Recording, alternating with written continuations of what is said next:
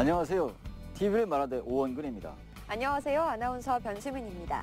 지난 4월 3일 75주년을 맞은 4.3 희생자 추념식이 견뎌냈으니 딛고 섰노라는 주제로 열렸습니다.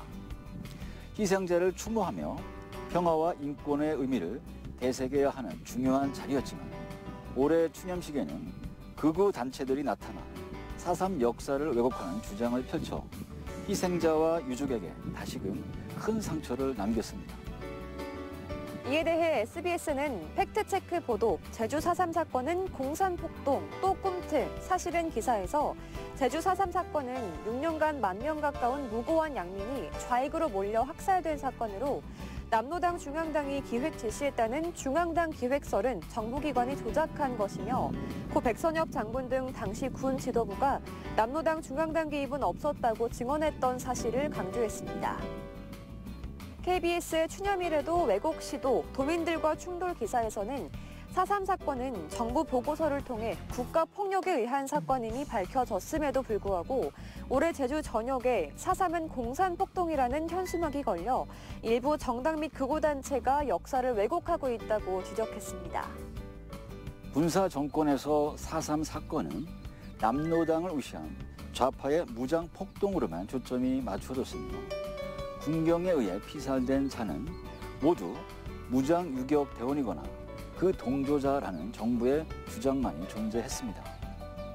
하지만 민주화가 이루어진 1990년대 이후 정부 주도로 진상규명이 활발하게 진행되었으며 2003년 그 결과물로서 명확하게 사실이 확인된 제주 4.3 진상조사 보고서가 확정될 수 있었습니다. 군사정권 시절의 주장과 역사 인식에 머물러선 안 됩니다. 2023년이 된 현재도 우리 사회에는 친일 식민사관에서 벗어나지 못한 채 식민지 근대화론 등을 주장하거나 5.18 민주화 운동에 남파 간첩이 연루돼 있다고 주장하는 일부 단체들이 존재하고 있습니다. 역사적 사실에 대한 반론은 명확한 사실을 근거로 책임감 있게 제기해야만 합니다. 근거도 책임감도 없는 주장은 그저 역사 왜곡일 뿐이며 이를 감시하고 비판하는 것 또한 언론의 소임입니다. TV를 말하다 지금 시작하겠습니다.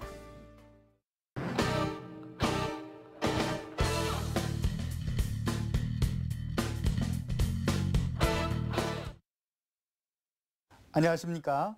TV를 말하다에서 뉴스 비평을 맡은 청주대학교 신문방송학과 안종묵 교수입니다. 오늘 뉴스 비평은 CJB 청주방송 뉴스가 갈등성 뉴스를 보도할 때 균형 보도를 충실히 수행하고 있는지 짚어보고자 합니다. CJB 청주방송 뉴스가 갈등적 사회적 이슈에 대해서 균형 보도를 하고 있는지 지난번 뉴스 비평 시간에도 따져보았는데요. 언론의 균형 보도는 공정한 뉴스 보도의 시작입니다. 균형 보도를 아무리 강조해도 지나치지 않습니다. 오늘 뉴스 비평에서도 균형 보도와 관련한 CJB 청주방송의 뉴스 보도를 한 번 더 짚어보도록 하겠습니다. 언론의 균형 보도는 양쪽 입장이 대립할 때 특정 입장을 중점적으로 보도하는 것이 아니라 균형을 유지하는 것을 말합니다. 균형 보도는 기계적인 균형 보도로부터 시작합니다. 다시 말하면 방송인 경우 갈등 관계에 있는 양쪽의 입장을 같은 분량의 방송 시간으로 다루는 것입니다. 또한 시청자들이 사실 관계를 파악할 수 있도록 갈등 관계에 있는 양쪽의 의견을 전달할 수 있는 각각의 정보원이 모두 제시되어야 합니다. 마지막으로 균형 보도를 위해선 뉴스 시청자들이 정서적 혹은 감정적인 균형이 유지되도록 뉴스 보도를 해야 합니다. 다시 말하면 갈등의 원인을 제공한 사람의 인터뷰 방송은 지양함으로써 시청자들이 정서적 균형이 무너지지 않도록 해야 한다는 것입니다. CJB 청주 방송의 8시 뉴스에서 갈등성 이슈에 대해서 균형 보도가 제대로 이루어지고 있는지 짚어보도록 하겠습니다. 3월 21일자 CJB 청주방송의 8시 뉴스가 보도한 음주 추태 호텔 흡연 의혹 박지원 도의원 제명 결정이라는 제목의 뉴스를 살펴보도록 하겠습니다. 이 뉴스 보도는 헤드라인 뉴스였는데요. 2분 30초 분량이었습니다. 이 뉴스를 CJB 청주방송이 헤드라인으로 다룰 정도로 시민들의 관심이 높았던 것인데요. 박지원 도의원의 비행기 내 음주 추태 사건은 지역을 넘어 전국 뉴스로 다룰 정도로 전국적인 관심이기도 했습니다. CJB 청주방송의 8시 뉴스가 보도한 내용을 좀 더 살펴보겠습니다. 뉴스 진행자는 기내에서 음주 추태와 호텔에서 흡연 의혹을 받고 있는 박지원 도의원에 대해서 최고 징계인 제명이 결정되었다고 보도하였습니다. 민주주의 국가에서 법원의 확정 판결이 나오기 전까지 무죄 원칙을 따르는 것은 당연한 것입니다. 이에 뉴스 진행자도 음주 추태 의혹이라는 표현을 통해서 사건을 중립적으로 시청자에게 전달하려 노력한 것으로 보입니다. 하지만 의혹에 대한 사전적 의미는 의심하여 분별하기 어려움으로 되어 있는데요. 이것은 언론이 사건을 파헤쳐 진실을 전달하기보다는 오히려 진실을 알 수 없다고 시청자들에게 말하는 것입니다. 이러한 보도 태도는 사건 당사자에게 유리한 보도로서 균형 보도와는 거리가 멀어 보입니다.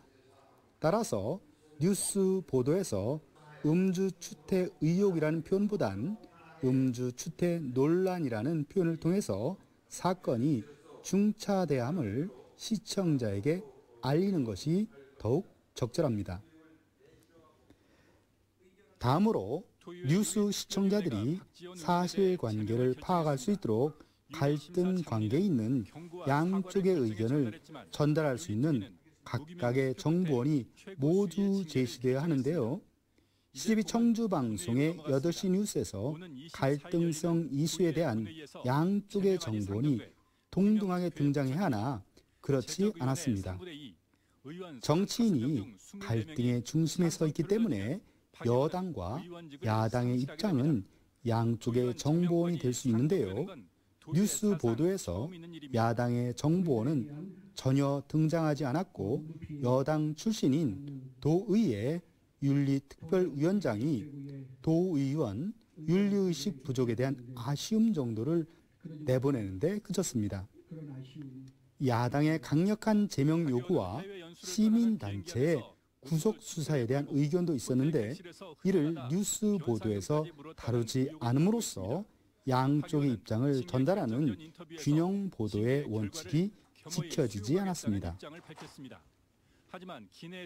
마지막으로 이날 뉴스 보도에서 사건 당사자인 박지원 도의원이 잘못한 일이 없다는 당사자의 일방적인 인터뷰가 있었고 박 도의원의 영상 자료를 집중적으로 내보내고 있습니다. CJB 청주방송의 8시 뉴스가 박 도의원에게 해명의 자리를 마련해 줄 의도는 없었겠으나 결과적으로 당사자에겐 자신의 억울함을 시청자에게 호소하는 기회가 되었습니다.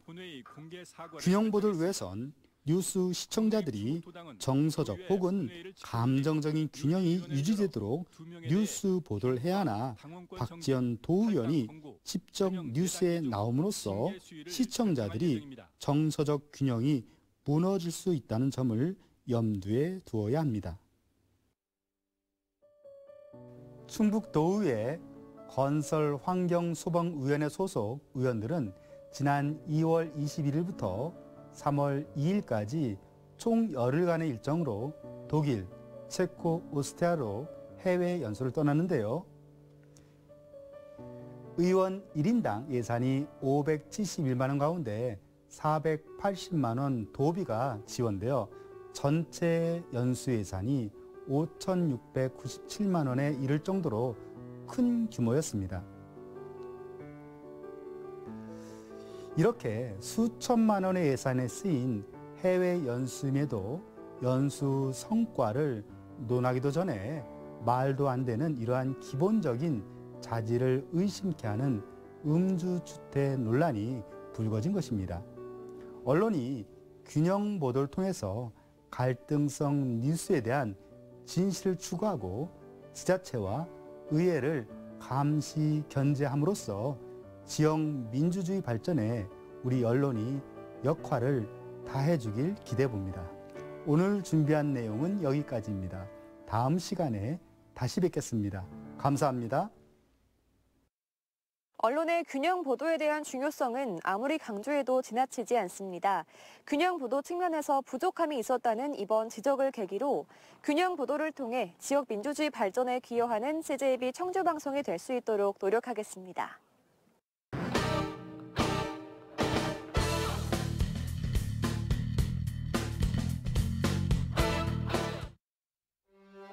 올해 전국적으로 벚꽃 개화 시기가 예년에 비해 일주일 정도 빨라졌다고 하죠. 이렇게 개화 시기가 앞당겨진 것은 바로 지구온난화 때문인데요. 한국기상청이 1922년부터 벚꽃 개화 시기를 관측해왔다고 하니까 이제 약 100년 정도가 됐죠. 기상청 관측 역사상 올봄의 벚꽃 개화 시기는 역사상 두 번째로 빨랐다고 합니다. 지구온난화가 예상보다 빠르게 진행되고 있다는 연구 결과가 그대로 나타난 현상이라고 볼 수 있을 텐데요. 얼마 전까지만 해도 약 50년 뒤에 2도 정도 상승할 것으로 내다봤던 지구 온도가 5도 이상 상승할 것이라는 새로운 예측이 보고되기도 했습니다. 남태평양에 위치한 작은 섬나라인 투발루는 해수면이 급격히 상승하면서 이제 해발 고도가 고작 4m밖에 되지 않는다고 합니다. 그래서 이미 몇몇 작은 섬들은 바닷속으로 사라져버렸다고 하는데요. 지구 온도가 0.5도만 상승해도 해수면이 67m나 높아지기 때문에 투발루 같은 작은 섬나라가 바닷속으로 가라앉은 것은 우리 지구의 이상기후 현상이 시작되었다고 할 수 있습니다. 과학자들은 인류가 지구 온도 상승을 25배나 빠르게 만들었다면서 지구 온난화의 심각성을 지속적으로 경고하고 있는데요. 그래서 최근 과학계에서는 지구 온난화라는 용어에서 지구 가열화라는 명칭으로 변경을 했고요. 작년에는 이 용어가 옥스퍼드 사전에 등재되기도 했습니다. 이제 우리가 살고 있는 지구는 온몸 곳곳에 암세포가 전이되어 버린 말기 암 환자의 상태에 비유되고 있습니다. 이렇게 되면 지구의 온도 상승으로 인한 기후 문제가 이미 우리의 일상생활을 침범했다고 해도 과언이 아니게 되었는데요. 지금 당장 우리 일상생활에서 지구온난화를 방지하기 위한 작은 실천이 중요하다는 점을 거듭 강조할 필요가 있는 것도 바로 이 때문입니다. 우선 우리 생활에서 가장 눈에 띄는 문제가 바로 환경을 보호하기 위해 버려진 물건들을 재활용하는 일일 겁니다. 많은 분들이 기억하고 계시겠지만 예전에는 중국 음식을 배달시키면 나중에 다 먹은 그릇을 다시 수거해 갔었죠. 하지만 배달앱 주문이 일상화된 요즘은 중국 음식도 일회용 플라스틱 용기에 담아서 옵니다. 한국소비자원의 조사에 따르면 배달 음식을 한 번 시키면 분리수거를 할 때 평균 18개의 플라스틱을 내놔야 한다는 결과가 나왔는데요. 이것은 플라스틱 용기와 뚜껑, 비닐랩 등을 포함한 수치입니다. 2019년 말 코로나 팬데믹이 발생한 이후 현재는 플라스틱 사용이 약 3배가량 더 늘어났다고 하는데요. 이런 배달음식 용기는 한 사람당 1년 평균 1,300개 이상을 사용하고 있다고 합니다. 심지어 그때 사용된 플라스틱 용기의 55%는 재활용도 불가능하다고 하는데요. 이런 심각한 상황 때문에 배달음식에 사용되는 일회용 플라스틱을 줄여야 한다는 지적이 계속되고 있습니다. 또 다른 놀라운 수치들도 눈에 띄는데요. 쓰레기 매립장에 묻힌 담배꽁초가 완전히 분해되는 데는 최소 1년에서 5년이 걸린다고 하고요. 비닐봉지는 10년에서 20년, 우리가 매일 사용하고 있는 칫솔은 100년, 그리고 스티로폼으로 만들어진 도시락 팩과 알루미늄 캔은 자그마치 500년이 걸리고요. 또 유리병은 1000년이 지나야 완전히 분해가 된다고 합니다. 이런 수치라면 영원히 분해되지 않는 것이라고 말해도 될 것 같은데요. 이렇게 우리가 매일 사용하고 있는 물건들이 지금까지 지구에 쌓여서 현재와 같은 지구 가열화 현상을 초래했다는 것을 짐작할 수가 있죠. 이런 문제의 심각성을 생각할 때 지난 3월 27일에 방송된 테마 스페셜 세상을 바꾸는 전기트럭 리디가 간다는 춘천 시민들과 마을 공동체가 직접 참여해서 지구 환경 지킴이 역할을 바람직한 방식으로 실천하고 있다는 점에서 주목을 끌었습니다. 여기서 리디라는 말은 재활용을 뜻하는 영어 단어 리사이클과 한자 마을리의 합성어로 이루어진 것인데요. 우리 일상에서 쓰레기로 버려지는 자원들을 모아 작은 예술품을 만들어낼 재료로 활용해서 자원 순환의 가치를 환기하자는 의도로 기획된 프로젝트를 가리키는 말이기도 합니다. 이때 곳곳에 흩어져 있는 시민을 만나 함께 예술작품을 만들어가면서 직접 자원 순환을 실천할 수 있도록 마을 구석구석을 다닐 수 있는 리디라는 이름의 트럭을 활용한 것도 매우 돋보이는 아이디어라고 생각했습니다. 방송을 보면 특히 어린아이들이 버려진 재료들을 활용해서 직접 작품을 만들고 참여하는 것에 큰 흥미를 느끼는 것을 확인할 수 있었는데요. 이 프로젝트는 2019년 문화와 예술을 기반으로 지역과 공간과 사람을 연결한다는 비전을 실현하기 위해 나누 스페이스 법인을 설립한 엄정은 대표의 기획에서 시작되었다고 합니다. 문화예술 기획과 도시 재생 프로젝트를 목적으로 한 친환경 디자인 콘텐츠를 제작하면서 지역 구성원과의 협업을 통해 춘천 시민들의 삶을 윤택하게 만드는 놀이 체험을 나누기 위해서 이 프로젝트를 시작했다는 엄정은 대표의 의지와 실천이 저에게는 매우 인상적으로 전해졌습니다. 여기에는 춘천 지역 출신의 청년 예술가들이 동참하고 있다는 점도 주목됐는데요.